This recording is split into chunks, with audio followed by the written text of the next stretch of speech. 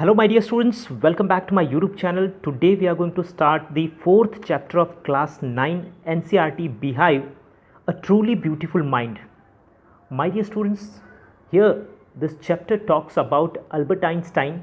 He was one of the greatest scientists in the world, and this lesson throws a light on his life and his works in the field of science and world politics.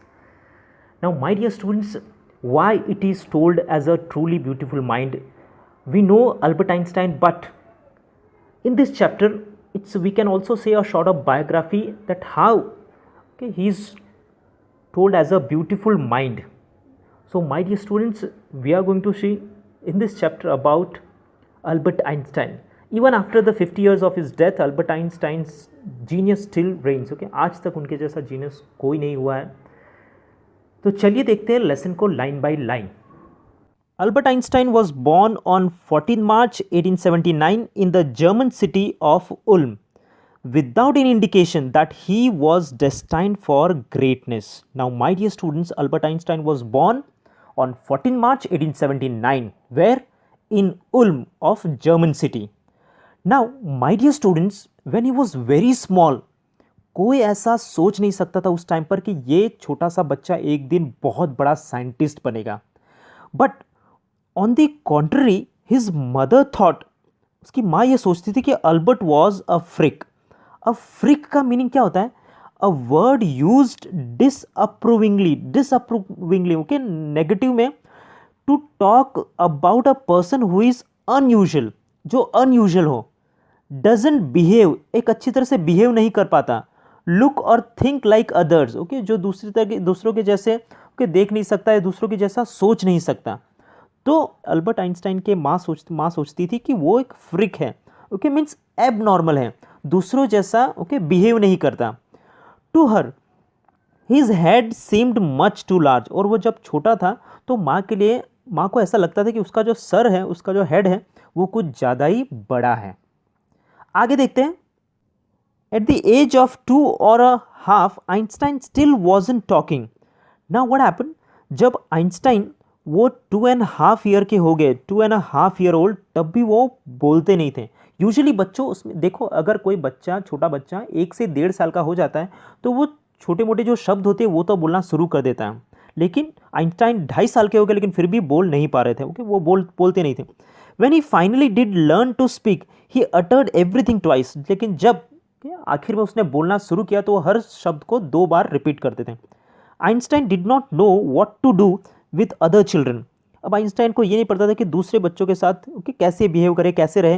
What to do with other children, and his playmates called him brother boring. और उसके जो सारे दोस्त थे वो सब उसको brother boring बुलाते थे. क्यों? क्योंकि आइंस्टाइन दूसरों बच्चों जैसे वो नॉर्मल नहीं रह पाते थे, ज़्यादा घुल मिल नहीं पाते थे, इसीलिए ज़्यादा करके बच्चे उनको ब्रदर बोरिंग बुलाते थे. So the youngster played by himself much of the time. He especially loved mechanical toys. तो ज़्यादा करके उन छोटी सी एज में उनको मैकेनिकल टॉयज़ जो है वो ज़्यादा पसंद थे. Looking at his new born sister, जब उसकी एक छोटी सी बहन आई Maja, he is said to have said, fine, but where are her wheels. तो जब उनके घर में एक उसकी छोटी बहन का जन्म होता है, तब वो, जिसका नाम माजा है, तो उसको देखकर वो बोलता है कि इसके व्हील्स कहाँ हैं. अब देखो, इतना ज़्यादा उसे मैकेनिकल टॉयज़ पसंद थे तो वो अपनी बहन को भी एक मैकेनिकल टॉयज़ समझता है. तो अब यहाँ पर एक्चुअली व्हील्स के देखने जाए तो व्हील्स मीन्स उसके पैर कहाँ है, वो भी एक इंडिकेशन हो सकता है कि वो पूछना चाहता है कि उसके पैर कहाँ पर है.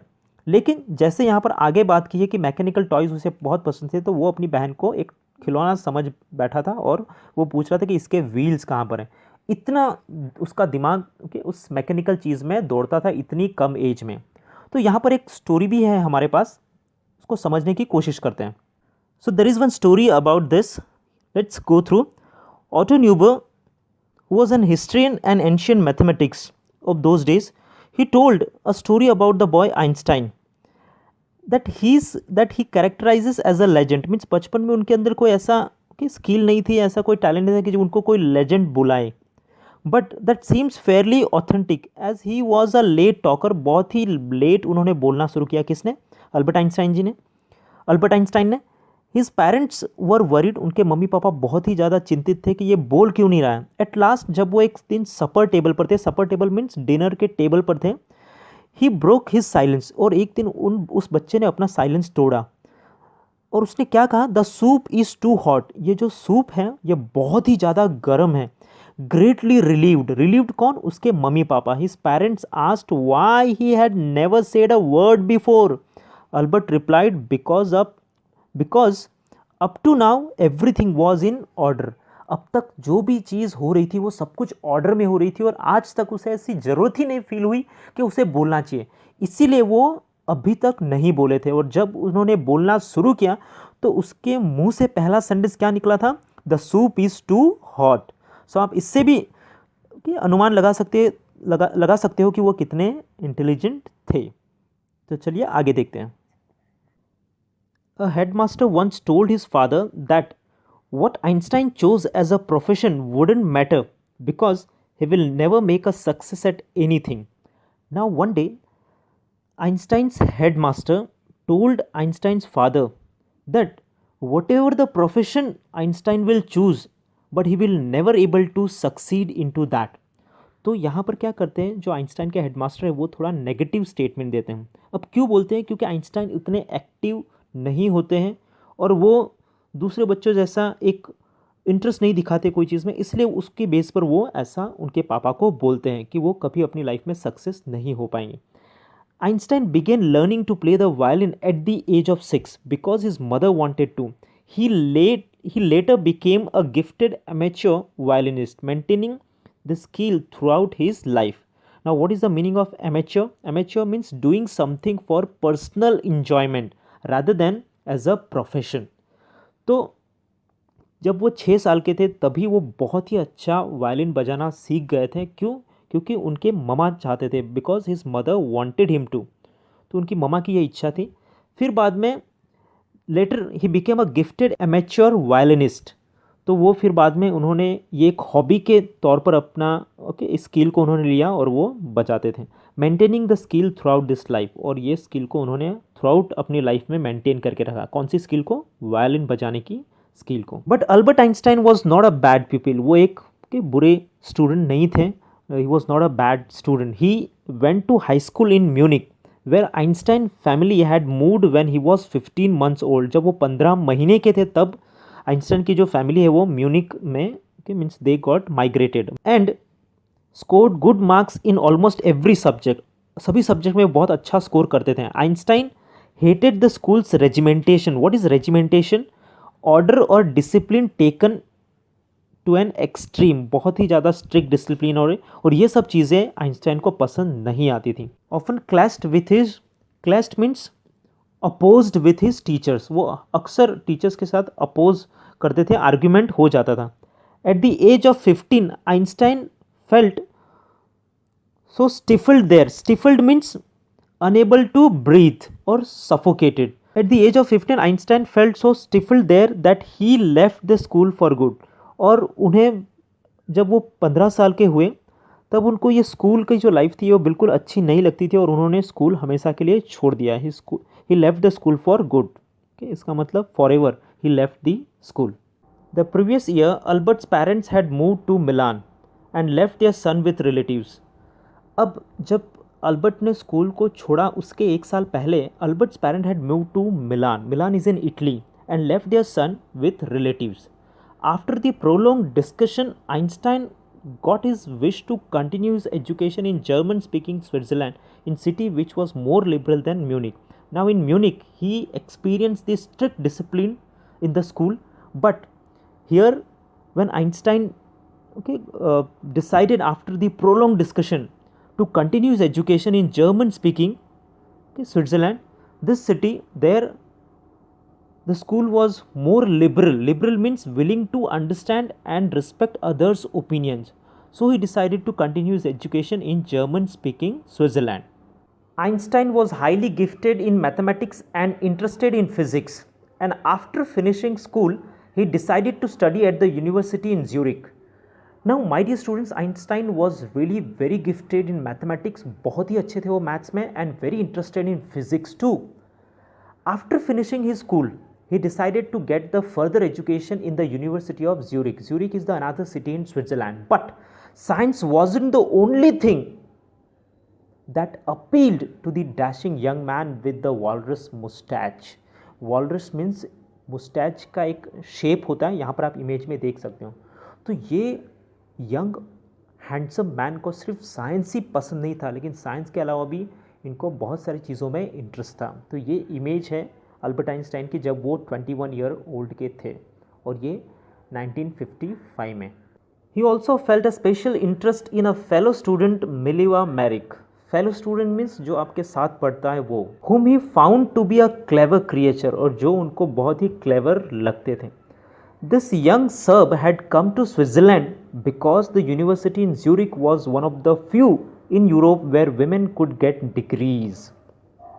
So this young Serb means a person from Serbia, had come to Switzerland because the University of Zurich was the only one in the few of Europe which offered the degrees to the women. तो उस time पर women को education बहुत कम universities देती थी, बहुत कम university admission देती थी. तो यहाँ पर वो एजुकेशन लेने के लिए ये एक कॉलेज था, यूनिवर्सिटी था ज्यूरिक का, जो वेमेन को डिग्रीज देता था, एजुकेशन प्रोवाइड करता था. इसीलिए वो यहाँ पर पढ़ने आई थी. और आइंस्टाइन की मुलाकात यूनिवर्सिटी ऑफ ज्यूरिक में मिलिवा मैरिक के साथ हुई थी. Einstein saw in her an ally against the Philistines, those people in his family and at the university with whom he was constantly at the odds. अब अल्बर्ट आइंस्टाइन ने जब इनको देखा, मिलिवा मैरिक को देखा, तो उनके अंदर उनको एक एलिमेंट्स अ फ्रेंड और एन एसोसिएट, एक अच्छा दोस्त नज़र आता था. दोनों के दोनों they were against Philistines. Philistines means a word used disapprovingly to talk about a people who do not like art, literature and music.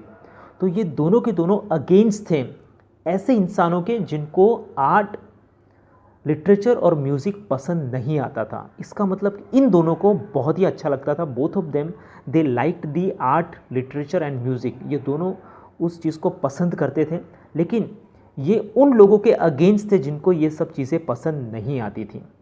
और वो लोग कौन थे? Those people in his family, उसके परिवार के थे. At the university with whom he was constantly at the odds, जो यूनिवर्सिटी के लोग थे, यूनिवर्सिटी के उसके दोस्त थे, वो सब लोग थे जिनके साथ वो हमेशा ऑड्स में रहता था, उनके साथ हमेशा वो अपोज करता था. ओके, उसकी तू में हो जाती थी. The couple fail in love, और ये दोनों के दोनों जो साथ में पढ़ते थे, Albert Einstein and Mileva Maric, finally they fell in love. Letters survive in which they put their affection into words, और फिर बाद में वो लेटर एक्सचेंज करने लगे, अपने अफेक्शन, अपने वर्ड्स उसमें रखने लगे. मिक्सिंग साइंस विथ टेंडरनेस, और साइंस को मिक्स करके means they started sharing with one another. और उसमें एक बार तो आइंस्टाइन ने wrote, Einstein, how happy and proud I shall be when we both have brought our work on relativity to a victorious conclusion. तो यहाँ पर वो बहुत प्राउड होते हैं ये चीज़ बताकर कि अगर हमारी थियोरी ऑफ रिलेटिविटी, अगर उसको सक्सेस मिल जाती है, अगर उसमें हम जीत जाते हैं, तो कितनी खुशी होगी हम दोनों को. इसके बारे में वो बात करते हैं. तो सोचो, आप सोच सकते हो कि इवन वो अपने लव लेटर में भी साइंस के बारे में बात करें, अपनी थियोरी ऑफ रिलेटिविटी के बारे में बात कर रहे हैं. तो कितना एक अजीब था, मीन्स कितना एक अलग चीज़ थी उस टाइम पर, और आज का समय कैसा है, ये दोनों को आप कंपेयर कर सकते हो. In 1900, at the age of 21, Albert Einstein was a university graduate and unemployed. Now in 1900, when he was 21 year old, Albert Einstein he completed his graduation and he was unemployed. उनके पास कोई काम नहीं था. Then what did he do in the beginning? He worked as a teaching assistant. Teaching assistant के तौर पर उन्होंने काम किया, and he also gave the private lesson and finally secured the job in 1902. तो 1900 में उन्होंने ग्रेजुएशन ख़त्म किया था, फिर बाद में वो टीचिंग का काम करने लगे, फिर प्राइवेट लेसन्स भी दिए, और फाइनली उनको जॉब मिलता है 1902 में. क्या जॉब मिलता है? As a technical expert in the patent office in Bern. क्या काम मिलता है? टेक्निकल एक्सपर्ट का काम मिलता है. कहाँ पर? बर्न में. और कौन सा काम होता है? In the patent office. Patent office में what is patent office? Patent is a document which gives the rights of an invention to an inventor. जो भी कोई नई चीज़ें इन्वेंट करता है, तो उसको पेटेंट लेना पड़ता है उस पर्टिकुलर इन्वेंशन का कि ये मैंने इन्वेंट किया है। तो उसकी एक ऑफिस होती है, उस ऑफिस में अल्बर्ट आइंस्टाइन जी का काम था टेक्निकल एक्सपर्ट का। ओके, वो सारे काम को असेस करते थे, चेक करते थे कि ये ओरिजिनल है, उन्होंने ही बनाया है। उनका काम था पेटेंट ऑफिस में पेटेंट देना। While he was suppose to be assessing other people's invention, जैसे मैंने अभी आपको कहा कि वो दूसरों के प्रोडक्ट को असेस करते थे, ओके, उनकी इन्वेंशन को देखते थे। Einstein was actually developing his own ideas in secret. अब सही बात है, जब आप ऐसी ऑफिस में काम करते हो जहाँ पर अलग अलग लोग आते हैं अपनी अलग अलग इन्वेंशन के साथ, तो आप अपनी आइडियाज़ कितनी ज़्यादा, ओके, मीन्स आपके आइडियाज़, आपका ब्रेन कितना काम करता है। अब जब आप लोगों की क्रिएटिविटी देखते हो तो उनके दिमाग में, means he was developing his own ideas in the secret. He is said to have jokingly called his desk drawer at the work the bureau of theoretical physics. तो वो मजाक में इवन ये भी कहते थे अपने ऑफिस के जो डेस्क है, डेस्क का जो ड्रॉर है, मीन्स जिस डेस्क पर बैठकर वो काम करते हैं, उस डेस्क के ड्रॉर को वो ये भी कहते हैं ब्यूरो ऑफ थियोरेटिकल फिजिक्स। ये एक ब्यूरो ऑफ थियोरेटिकल फिजिक्स है जहाँ पर हर रोज़ एक नए नए फिज़िक्स के इन्वेंशन आते हैं जिनको देख कर कि वो बहुत कुछ सीखता था। तो यहाँ पर बहुत सारी लर्निंग है, ऐसा भी वो मानते थे। One of the famous papers of 1905 was Einstein special theory of relativity. अब क्या होता है कि 1905 में आइंस्टाइन एक पेपर प्रेजेंट करते हैं और जो पेपर होता है वो होता है स्पेशल थियोरी ऑफ रिलेटिविटी पर। आइंस्टाइन की जो रिलेटिविटी है, जो आपको पता ही होगा, special theory of relativity, according to which time and distance are not absolute, जिसमें वो इस थियोरी ऑफ रिलेटिविटी में वो बताते हैं कि टाइम एंड डिस्टेंस वो एब्सोल्यूट नहीं है। What is absolute? Measured in itself, not in relation to anything else. तो वो दोनों सेम नहीं है। Indeed two perfectly accurate clocks will not continue to show the same time if they come together again after a journey if one of them has been moving very fast relative to the other। अब दो घड़ी का example वो देते हैं कि दोनों घड़ी को अगर अलग अलग जगह पर लेकर जाएं, ओके, तो दोनों घड़ी जो वापस घूम कर आएगी तो वो एक्यूरेट टाइम नहीं दिखाएगी। So if they come together again after a journey if one of them has been moving very fast, या तो एक दूसरी फास्ट होगी, ओके, एक के कंपेयर में, एक उन दोनों में से कोई भी फास्टर होगी और दूसरी स्लो होगी। From this followed the world's most famous formula which describes the relationship between mass and energy. और उसी के ऊपर अल्बर्ट आइंस्टाइन ने फार्मूला दिया है मास एंड एनर्जी का, वो है E = mc²। In this mathematical equation, E stands for energy, m for mass and c for speed of light in a vacuum about 3 lakh km per second। Okay, अब उसमें E stands for energy, m for mass and c for the speed of light। कहाँ पर? Vacuum. Vacuum means जहाँ पर बिल्कुल हवा नहीं है, वहाँ पर लाइट की स्पीड क्या होती है? 3 लाख पर सेकेंड, हो गया 3 लाख किलोमीटर पर सेकेंड पर हो सकती है। उसके लिए उन्होंने एक एग्जाम्पल भी दिया है।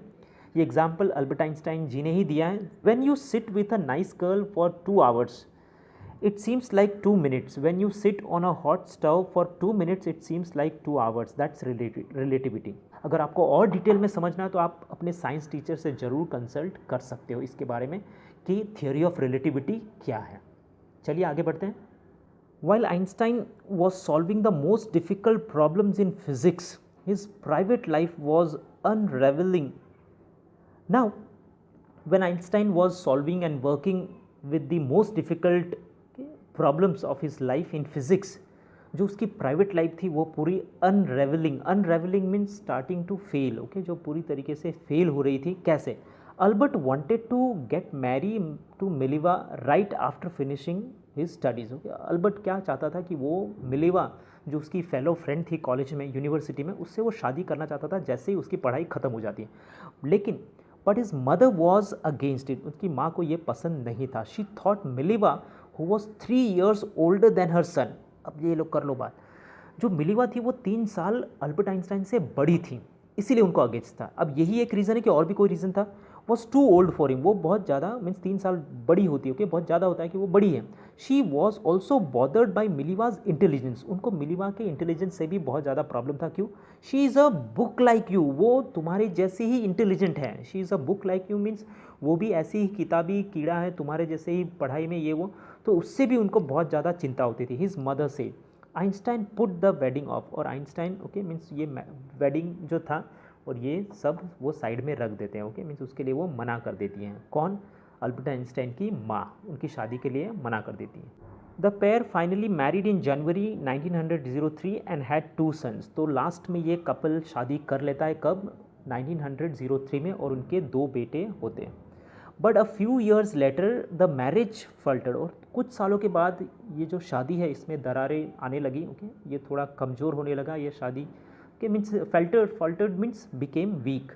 मिलीवा meanwhile was losing her intellectual ambition and becoming an unhappy housewife. तो जैसे ही आपको मैंने बताया, मिलीवा जो थी वो बहुत ही ज़्यादा इंटेलिजेंट थी, वो भी, उसके भी कुछ सपने थे। अब धीरे धीरे ये जो सपने हैं, ओके, शी बिकेम अनहैप्पी, वो भी अनहैप्पी, और एक सिर्फ हाउस वाइफ बनकर वो रह गई। After years of constant fighting, okay, और दोनों के बीच में बहुत लड़ाई चलती रही लंबे समय तक, the couple finally decided to divorce in 1919, और 1919 में उन्होंने डिसाइड कर लिया कि अब वो आगे कंटिन्यू नहीं कर सकते, नहीं रह सकते, और उन्होंने डिवोर्स ले लिया। Einstein married to his cousin Elsa the same year, और उसी साल आइंस्टाइन ने अपनी कज़िन एल्सा के साथ शादी कर लिया। Einstein's new personal chapter coincided with his rise to world fame. Now, after getting married with Elsa's, Einstein's new personal chapter, which brought him means rise to the world fame, जिसने उनको बहुत ज़्यादा famous बना दिया पूरे दुनिया में। तो क्या हुआ था? इन 1915 he had published his general theory of relativity. कब? 1915 में जनरल थियोरी ऑफ रिलेटिविटी उन्होंने पब्लिश की, which provided a new interpretation of gravity. अब आपको पता है ग्रेविटी कि जो हम ऊपर फेंकते हैं वो नीचे आता है। The earth has the gravitational force. An eclipse of the sun in 1919 brought proof that it was accurate. अब ये साबित कैसे हुआ? 1919 में एक सोलर इक्लिप्स हुआ, और उस सोलर इक्लिप्स ने ये पूरा प्रूव कर दिया कि वॉज एक्यूरेट। मीन जैसे उन्होंने ये जनरल थ्योरी ऑफ रिलेटिविटी दी थी, उसी के अनुसार जब ये सोलर इक्लिप्स हुआ तो ये सब दुनिया को प्रूफ हो गया था। Einstein had correctly calculated in advance the extent to which the light from fixed stars would be deflected. Deflected means change the direction. तो through the sun's gravitational field the newspapers proclaimed his work as a scientific revolution. जब उन्होंने पहले से ही ये already बता दिया था कि ये कैसे होता है, कैलकुलेट कर लिया था, और वैसे ही फिर बाद में सोलर इक्लिप्स हुआ, और ये वैसे ही सारे कैलकुलेशन सही हुए, तो ये लोगों ने मीन्स सारे न्यूज़पेपर ने भी प्रोक्लेम्ड कर दिया कि ये एक साइंटिफिक रिवोल्यूशन है। अब देखो दोस्तों, सही में अगर आपको ऑनेस्टली बात बोलूँ तो ये थोड़ा हाई लेवल का फिजिक्स है, मैं शायद खुद भी समझ जाऊँ लेकिन आपको शायद ठीक से समझा ना पाऊँ, तो better you can ask with your science teacher and discuss about this कि क्या होता है ये, और डिटेल में पढ़ने के लिए आप इसको इग्नोर मत करना प्लीज़। ओके, ये जो टॉपिक है, ये जो चीज़ है, ओके, आइंस्टाइन की थियोरी ऑफ रिलेटिविटी, इसको आप डिटेल में ज़रूर जानना, खुद ओके सेल्फ स्टडी करने की कोशिश करना।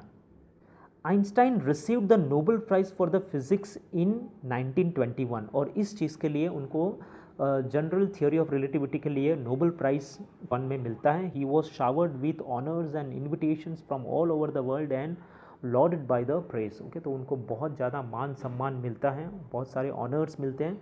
When the Nazis came to power in Germany in 1933, Einstein emigrated to the United States. Now Nazis came to power in Germany. Nazis means उस टाइम पर नाजीज़ ने जर्मनी को ओवर पावर कर लिया, और नाजीज़ के लीडर थे Adolf Hitler, जैसे आपको पता ही होगा, आपने पढ़ा होगा सोशल साइंस में। कब की बात है? इन 1933। उसी टाइम आइंस्टाइन एमिग्रेटेड मीन्स अपना प्रदेश छोड़कर परमानेंटली किसी और जगह चले जाना रहने के लिए। तो वो कहाँ चले गए? Emigrated to United States of America. 5 years later, 5 साल बाद, the discovery of nuclear fission in Berlin had Berlin had American physicist in an uproar. Uproar means very sad. 5 साल के बाद क्या हुआ, एक nuclear fission. Nuclear fission means Berlin में nuclear atom bomb की डिस्कवरी हुई वहाँ पर, और जितने भी फिजिसिस्ट थे दुनिया में वो सारे सैड हो गए. क्यों? क्योंकि ये जो न्यूक्लियर वेपन है, न्यूक्लियर बॉम्ब है, इसका इस्तेमाल जो नाजी का लीडर है एडोल्फ हिटलर, वो कोई भी गलत काम के लिए इस्तेमाल कर सकता है. किसी कोई भी देश पर वो फेंक सकता है और जिससे बहुत बड़ा नुकसान हो सकता है. इसलिए सारे फिजिसिस्ट वो सब सैड हो गए कि बहुत दुखी हो गए ये न्यूज़ सुनकर. Many of them had fled from fascism just as Einstein had. Fascism means ऐसा रूल जहाँ पर डिक्टेटरशिप होता है. तो डिक्टेटरशिप के जैसे एडोल्फ हिटलर थे जो थे वो डिक्टेटरशिप थे. तो ऐसे रूल में से बहुत सारे लोग जो हैं वो मीन्स वहाँ से भाग गए, वहाँ से चले गए, जैसे कि आइंस्टाइन चले गए थे यूनाइटेड स्टेट्स ऑफ अमेरिका में. And now they were afraid the Nazis could build and use the atomic bomb. क्यों वो भाग कर चले गए? क्योंकि नाजीज़ ने ये न्यूक्लियर फिजन मीन्स तैयार किया था, डिस्कवर किया था बर्लिन में. तो शायद वो कोई भी कंट्री पर अटैक कर सकते हैं, तो उस डर से वो वहाँ से चले गए थे. At the urging of a colleague, Einstein wrote a letter to the American president Franklin D Roosevelt on 2 August 1939, in which he warned a single bomb of this type exploded in a pot might very well destroy the whole pot together with some of the surrounding territory. So Albert Einstein's colleague requesting Einstein, and Einstein wrote a letter to the American president of those days, that is Franklin D. Roosevelt, when on 2 August 1939. और उस letter में वो president को warn करते कि इस तरीके का एक बॉम्ब भी अगर कहीं पर फट जाता है तो वो पूरा के पूरे पॉट को बर्बाद कर देगा. इवन उस पॉट के आसपास में जो जगह है वो सब भी डिस्ट्रॉय हो सकती हैं. And everything can go okay means बहुत ही बड़ा नुकसान हो सकता है. His words did not fail to have an effect.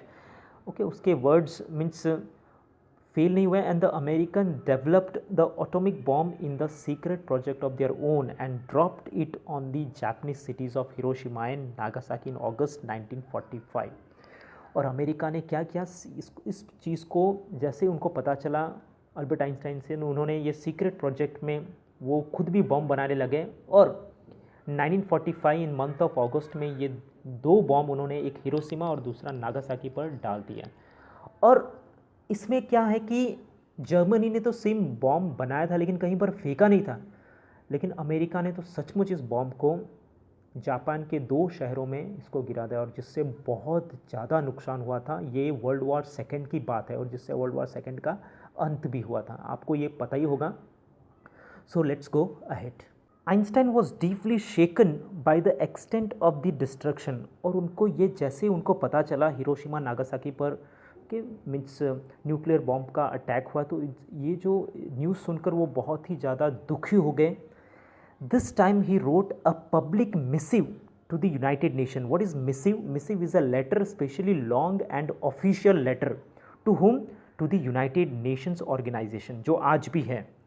In it he proposed the formation of the world government, जिसमें उन्होंने वर्ल्ड गवर्नमेंट के बारे में मेंशन किया था. Unlike, not similar the letter to Roosevelt, this one made no impact. इतना बड़ा letter लिखने के बाद भी इसका कोई इम्पैक्ट नहीं हुआ, कुछ भी नहीं हुआ. But over the next decade, Einstein got ever more involved in politics. वो खुद पॉलिटिक्स में इन्वॉल्व हो गए, agitating for an end to the arms build-up and using his popularity to campaign for peace and democracy. तो बहुत ज़्यादा गुस्सा हो गए. क्यों? क्योंकि बहुत सारे नेशन जो है वो आर्म्स बिल्डअप में लगे हुए थे. And they he decided to use his popularity, जो लोग उनको मानते थे, तो उन्होंने कैंपेन किया पीस के लिए कि इस देश में, इस दुनिया में पीस होनी चाहिए. उन्होंने डेमोक्रेसी के लिए ओके कि लोग ये अब डेमोक्रेटिक होना चाहिए, ये डिक्टेटरशिप नहीं रहनी चाहिए. तो उन्होंने हमेशा लोगों के बेनिफिट के लिए कि अब ये आर्म्स बिल्टअप में नहीं होना चाहिए, देश एक दूसरे के नुकसान के लिए, लेकिन there should be a peace in the whole world, there should be a peace in the whole world. ऐसी वो सोच रखने लगे. वो डेमोक्रेसी की भी बात करने लगे थे और उनसे हो सके उतने वो सारी चीज़ें वो करते थे. When Einstein died in 1955 at the age of 76, He was celebrated as a visionary and world citizen as much as scientific genius. Now, my dear students, Albert Einstein died in 1955. तब उनकी एज थी 76. He was celebrated as a visionary. Visionary means a person who can think about the future in an original and intelligent way. वो आज में रहकर भी वो future के बारे में सोच सकते थे कि इस दुनिया का, इस देश का क्या होगा अगर इसी तरीके से हम चलते रहे तो इसीलिए उनको एक विजनरी पर्सनालिटी भी कहा जाता था. वो एक वर्ल्ड सिटीज़न थे. वो एक पर्टिकुलर प्रदेश के या देश के सिटीज़न नहीं थे, but he was the world citizen because he was thinking always the positive for the nation and for the world. Because already यहाँ पर बताएं उन्होंने campaign for piece, okay, democracy के लिए उन्होंने कैंपेन किए. तो उन्होंने अपनी स्किल है, वो टैलेंट है, वो हमेशा लोगों के बेनिफिट के लिए इस्तेमाल किए. And that's why he was known as world citizen and much as a scientific genius. इसीलिए उनको एक साइंटिफिक जीनियस कहा जाता है. So my dear students, if you go through this lesson, it is also about a short of biography of Albert Einstein. उनकी जो qualities थी, जो वर्च्यूज़ उनके अंदर थे, उसके बारे में भी बहुत कुछ यहाँ से हमें ये भी पता चलता है कि वो बहुत ही अच्छे ह्यूमन भी थे. कि he of course was a very good skills in the science, in mathematics, in physics. So आज के लिए इतना ही. अगर आपको ये लेसन समझ में आया है और आपने कुछ सीखा है तो वीडियो को लाइक करो, दोस्तों के साथ शेयर करो, चैनल को सब्सक्राइब करो, बेल आइकन को प्रेस करना बिल्कुल मत भूलना. और आपको ये वीडियो कैसा लगा कमेंट सेक्शन में ज़रूर बताना. आज के लिए इतना ही. मिलते हैं अगले वीडियो में. तब तक के लिए जय हिंद.